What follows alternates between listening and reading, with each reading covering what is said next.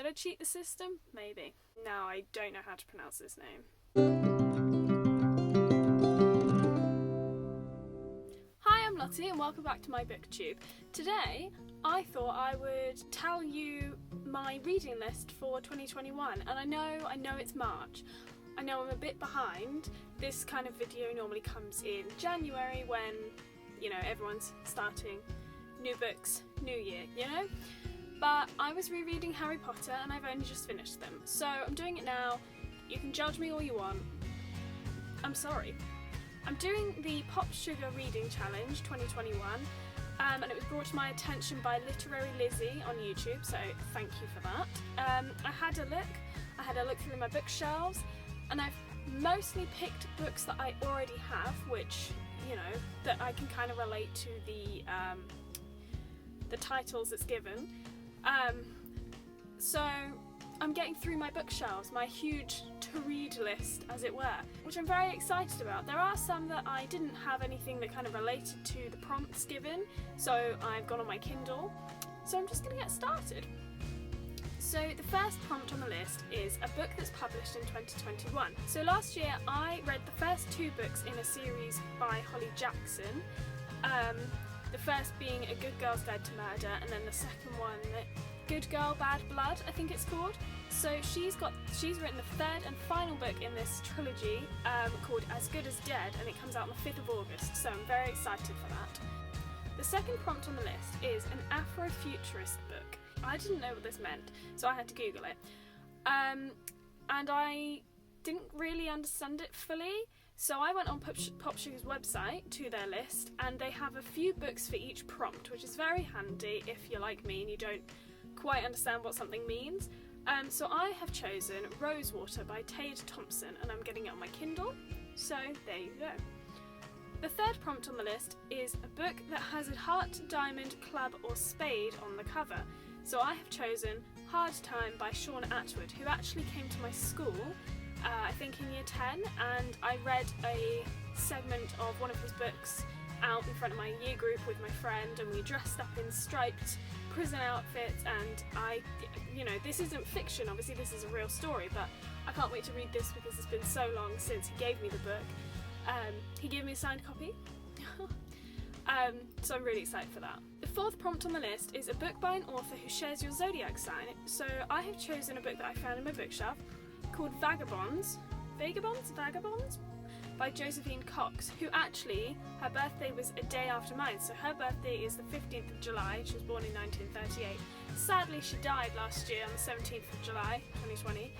I hope not from COVID, I hope that she didn't die from that. But yeah, I don't know what it's about, but she shares my zodiac sign, which is Cancer, in case you didn't know. The fifth prompt on the list is a dark academia book. Now I had to Google what this meant again, and it's a bit up in the air. It's sort of just a vibe, a certain kind of vibe to do with the content or whatever.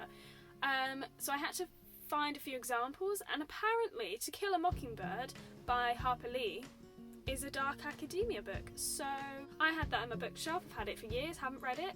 So I started it years ago, but it was a bit over my head. I was about 15, so I'm really excited to finally read that. The sixth prompt on the list is a book with a gem, mineral or rock in the title. Now this one's a bit, young for me, I guess. But it's Diamond by Jacqueline Wilson, which is the fourth book in the Hetty Feather series, I believe, which I loved as a kid. I really enjoyed the Hetty Feather series because it's like a historical fiction, and she just kept going. There's now 4 books, so I'm excited for that one. The seventh prompt on the list is a book where the main character works at your current or dream job. I couldn't find anything in my bookshelves and really that was properly related. I currently work in a little shop. My dream job, I really don't know what it is. Probably something in theatre. I didn't really know what to go for, but I did find a book. It's called Fractured by Danny Atkins, and it says that the girl in it is working a dead-end job, which for me, the shop that I'm working in is a dead-end job for me. I don't want to be there forever. I like it. The people are nice, it's not too bad, but it is a dead-end job for me because I don't want to progress in the retail world. So I thought that kind of worked as current job. I don't know. Am I cheating? Maybe. Who knows? The 8th prompt on the list is a book that has won the Women's Prize for Fiction. So went online to find Women's Prize for Fiction, and I chose the one that where I read the blurb and was like, that sounds like my kind of thing. And it's called The Power by Naomi Alderman? Don't know. And she won the prize in 2017. So the 9th prompt on the list is a book with a family tree. So I chose The Lemon Tree Hotel because I read the blurb, and it's about a family-run hotel. The hotel business has gone through the generations, and it's being passed down, as it were. So I thought that worked. The 10th prompt on the list is a bestseller from the 1990s. So being a big horror fan, I went for Needful Things by Stephen King because most of his books have been bestsellers. I'm pretty sure. I don't know if all of them have been, but that one definitely was. It's 1990s, so went for that. It was one of my mum's favourite Stephen King books, which is why she bought it for me, so I'm excited to read it. The 11th prompt on the list is a book about forgetting, so I chose What Alice Forgot by Leanne Moriarty. It was kind of hard to find one without having read the book before and knowing what the story is. It was kind of hard to read the blurbs of some of the books that I have and decide if it was about forgetting or not, because that's kind of a small thing that's not necessarily put on a blurb, so I had to Google some. So I got one on my Kindle. The 12th prompt on the list is a book you have seen on someone's bookshelf. Now I feel like everyone has this book on their bookshelf. I went for One Day by David Nichols.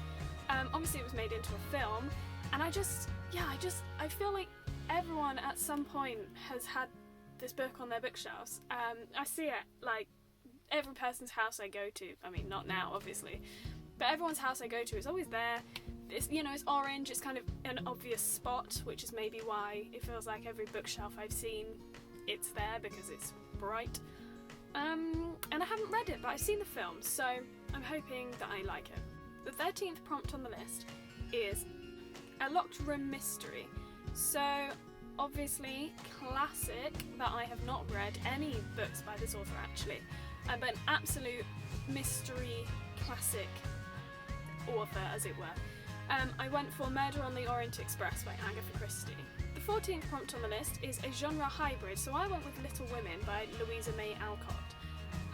Because it's got everything. It's like romance, it's family, friendship. I don't know, it's everything. It's historical because it's set years ago. Because it was written years ago, I guess.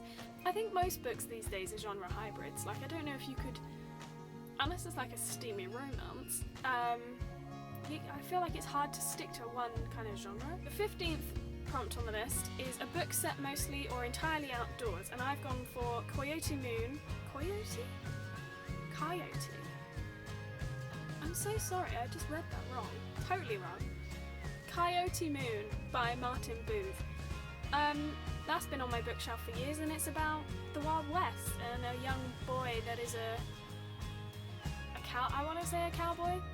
I don't know if that's the correct term, but I guess so. But yeah, it's pretty much all outdoors because he's riding on a horse most of the time outside in the desert. So I thought that was a good one. The 16th prompt on the list is a book with something broken on the cover. Now I really thought that this would be more of a common thing on book covers, but apparently it's not. I went with Pretty Girls by Karen? Spelled with an I. Karen Slaughter, which had like a broken bit of glass, like mirror sort of thing, on the cover. So I thought that worked. I thought it worked. The 17th prompt on the list is a book by a Muslim American author, so I had to Google because I had no idea. There were none that sprung to mind that I knew were Muslim or American. I don't generally tend to Google authors of books that I read. I might recognise their name in the future if, they could pop up in the news and I go, oh, I read a book by them, but I don't generally tend to find out all about the authors that I read, which maybe I should. But I had to Google some anyway. So I went with The Gauntlet by Karuna Riazi? I'm so sorry, I might be saying that completely wrong. The 18th prompt on the list is a book that was published anonymously, and I went with Sense and Sensibility by Jane Austen. Now, that sounds ridiculous because Jane Austen is so famous in the book world that, you know, everyone knows who Jane Austen is, even if they haven't read any of her books. But actually, interestingly, her first novel that was published was Sense and Sensibility. It was published anonymously. It was published under by a lady, so didn't have a name, just under lady. Her next novel, which was Pride and Prejudice, was published under the name of by the author of Sense and Sensibility, so no one knew who she was. Two of the most famous books in literary history published anonymously at first, so I think that's pretty cool. So, and I had this book, so why not? The 19th prompt on the list is a book with an oxymoron in the title. Now, I found this really hard to kind of find one. I thought it would be easier again, but it wasn't. So I found one on my Kindle, and it's called The Honest Spy by Andreas Kollender, which I feel like that's an oxymoron, isn't it? I hope so.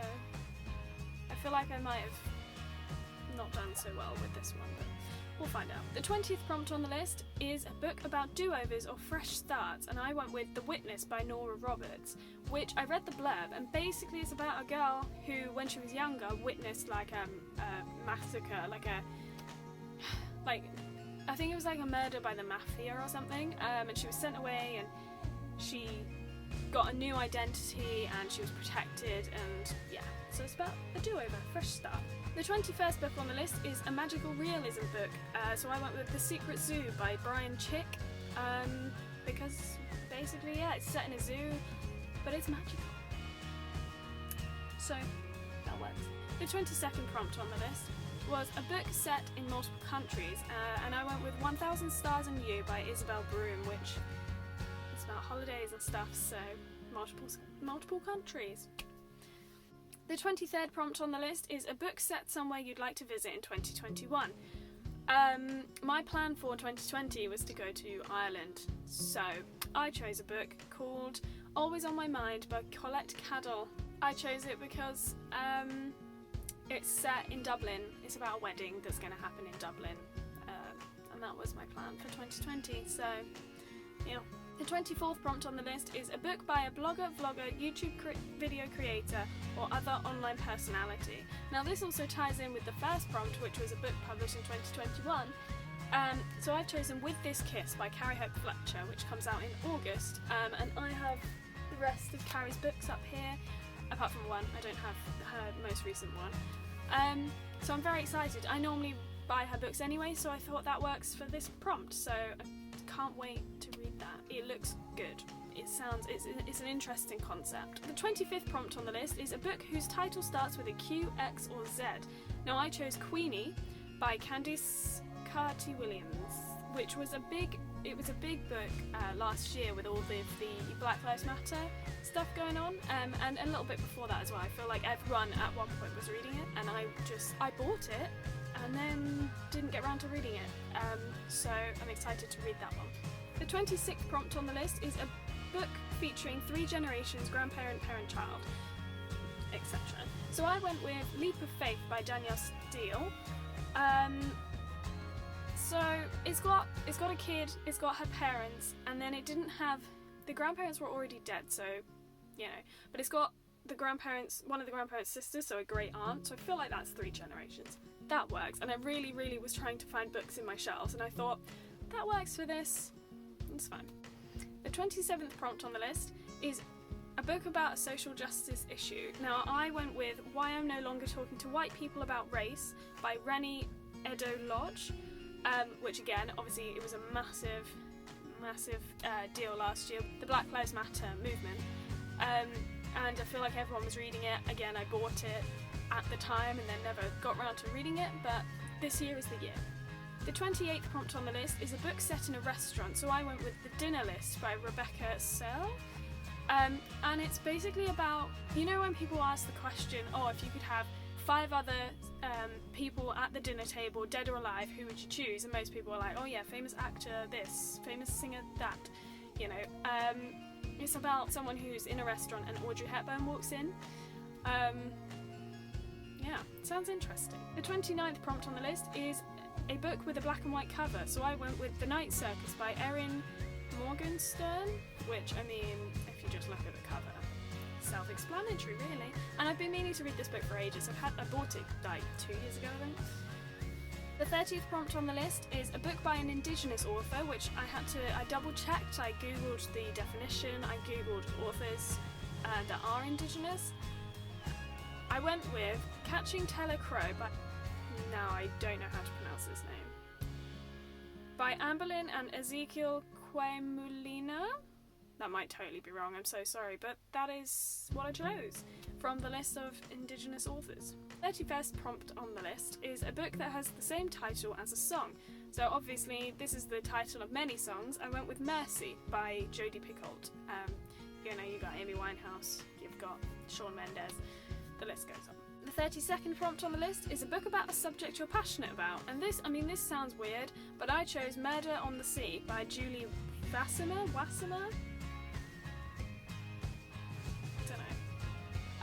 Because I'm passionate about true crime, and I mean, this might not be true crime, it might be fictional, but it's about crime and murder stuff, and I love a good murder documentary, so I feel like this could be up my street. The 33rd prompt on the list is a book that discusses body positivity, so I googled some, and I totally forgot about this book that is so famous, and now has a film as well, is Wonder by Rj Palacio? That might be wrong. It's about a boy who has like a disfigurement on his face, I think, and it's not, maybe not the kind of body positivity message that they're talking about, but it kind of is, because they're talking about it doesn't matter what someone looks like. So yeah, it works. The 34th prompt on the list is a book found on a Black Lives Matter reading list. Now obviously I said in my first video that I bought certain books around the times of Black Lives Matter, and I didn't get around to reading them, but I chose The Colour Purple by Alice Walker, which actually I didn't buy last year, I bought it a while ago, but it was on a reading list where I was finding the other ones that I bought, and I realised I already had it. So I've been meaning to read it for ages, and my mum recently read it and she really liked it, so, and it's a musical. Cool. The 35th prompt on the list is a book in a different format than what you normally read. Now, I normally read hard copy books. I also read on my Kindle, so I went with an audio book, and I went with Emma by Jane Austen, because I think I've tried to read Jane Austen before, and I do find her very hard, and I know I have a book by her on my list already. So I thought, why not go for another Jane Austen, but listen to it, because maybe that'll be easier. The 36th prompt on the list is a book that has fewer than 1,000 reviews on Goodreads, so I just literally typed in every book that I had lined up on my bookshelf until I found one that had less than 1,000 reviews. Easy. It's called Leftovers by Stella Newman. So there you go. The 37th prompt on the list is a book you think your best friend would like, and so I chose The Doll Factory by Elizabeth McNeil, and I feel like the friend I'm thinking of, I think she might have read it, and I think she might have recommended it to me, now I'm thinking back. But so maybe that's why I'm having the connection that I feel like she'd like it. But I think for the cover alone she would like it, or she would at least pick it up and try and read it, so we'll see. The 37th prompt on the list is a book about art or an artist, so I mean this doesn't sound like it would work, but it's called The Improbability of Love by Hannah Rothschild. And it's basically, I think it's set in an art gallery about different artists and stuff. I think it's fiction, but there you go. Did I cheat the system? Maybe. 39th prompt on the list is a book everyone seems to have read, but you. And I mean, I don't know how I haven't read this book yet, but The Secret Garden by Frances Hodgson Burnett. I mean, how have I not read that? It's an absolute classic. It's in my box set of classics, so maybe this year is the year. And finally, the 40th prompt on the list is your favourite prompt from a past Pop Sugar reading challenge. So I scrolled through them for the last few years and I chose one from the 2019 reading list, a ghost story, because who doesn't like ghosts? And I thought it was different from all the other kind of books that I've listed today. I'm looking over there a lot, I realise, and it's because the pile of books that I'm going to read are there, so I'm really sorry. So I went with The Winter Ghosts by Kate Moss. That's a ghost story, right? I hope so. So that's the Pop Sugar Reading Challenge 2021. I'll link below the website where I found the prompt. I'll link below Lizzie's channel as well, because why not? I will say though, I'm not going to read them necessarily in the order that they are on the list. I mean, the first book on the list doesn't come out until like April, I think, so I can't read that anyway.